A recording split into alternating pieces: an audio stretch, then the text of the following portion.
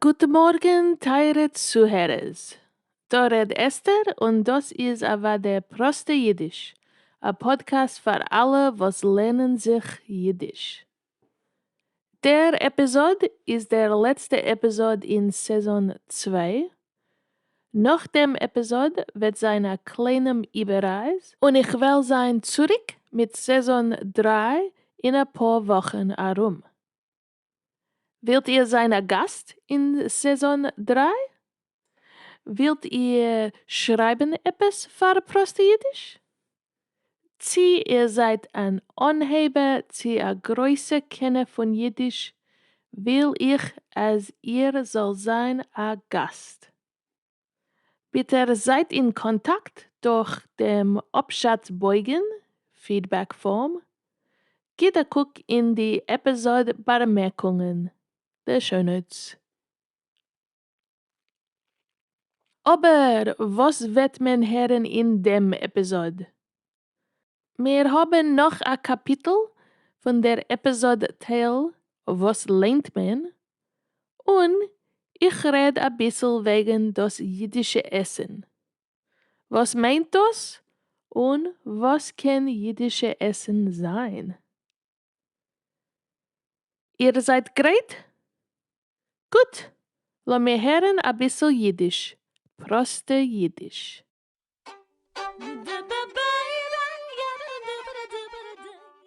Vos Leyent Men? Seid begrüßt in Bücherwinkel, wo man wird reden wegen was man hat gelernt. Was man lernt auf Yiddish avade. Wir wollen speziell reden wegen Lernmaterialien, was seinen passig für Studenten. Heint will ich reden wegen Kadia Molodowskys Roman von Lublin bis New York.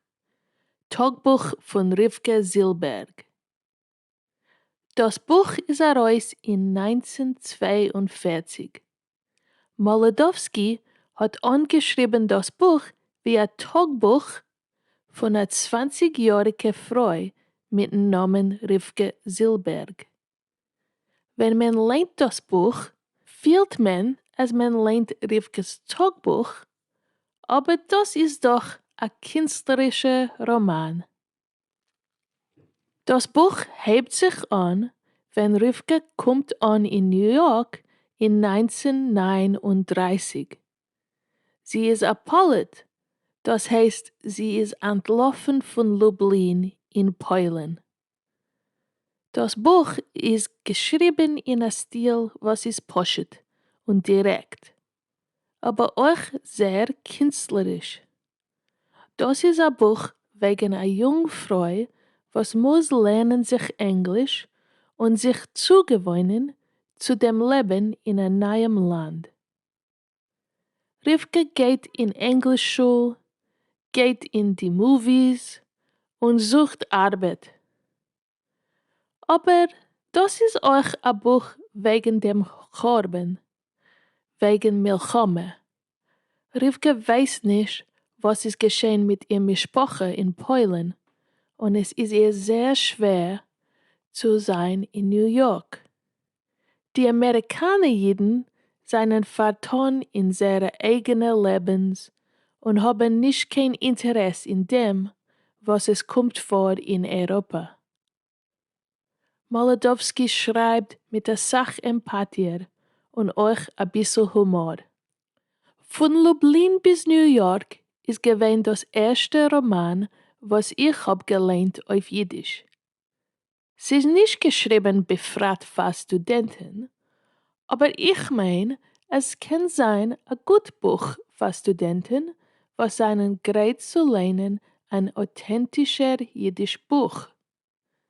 Das Sprach ist nicht so kompliziert und weil es ist geschrieben in dem Stil von einem Tagebuch, die ganze Roman kommt vor in tagtäglichen Meises. Nicht zu poetisch, was kann sein schwer für Studenten. Man kann herabladen das Buch Umsicht von Jiddische Büchercenter Und als man will es lernen auf Englisch, kann man kaufen eine Übersetzung, was ist heraus in 2019 von Hannah Norrichen. Hat ihr einmal gelernt von Lublin bis New York? Oder ein jiddischer Roman? Lasst wissen!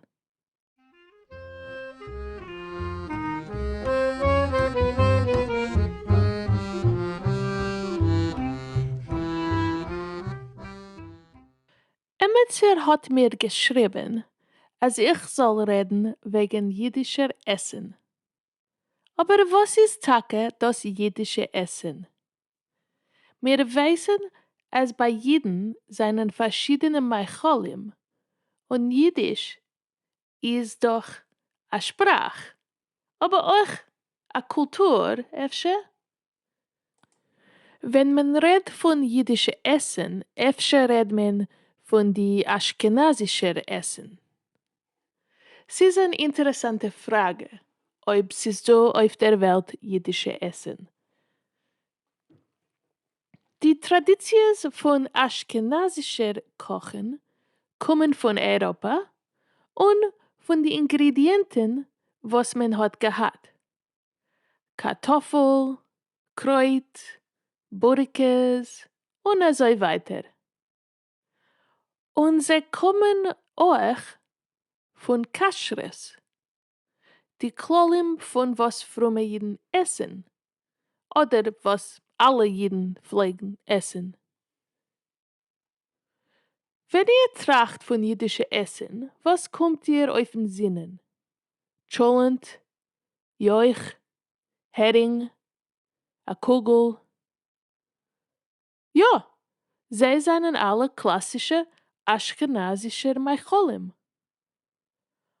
Aber der Emes gesagt, Jiden haben geredet Jiddisch über Gott der Welt und was man hat gegessen, ist gewesen sehr spezifisch in jedem Region.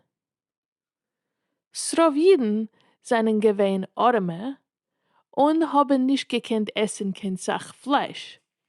Man hat gegessen schwarze Brot, Grinsen und als man hat Masel a bisschen Fleisch auf Schabbos.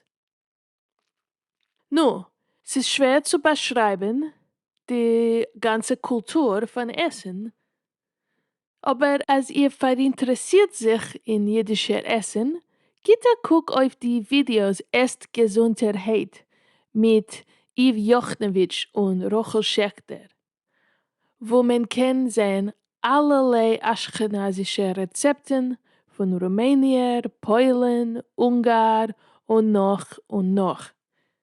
Ich hab sehr lieb zu gucken, wie sie kochen und reden Jiddisch. Es ist da ein Linkel in dem Transkript. Und lasst mir wissen, was ist jiddische Essen?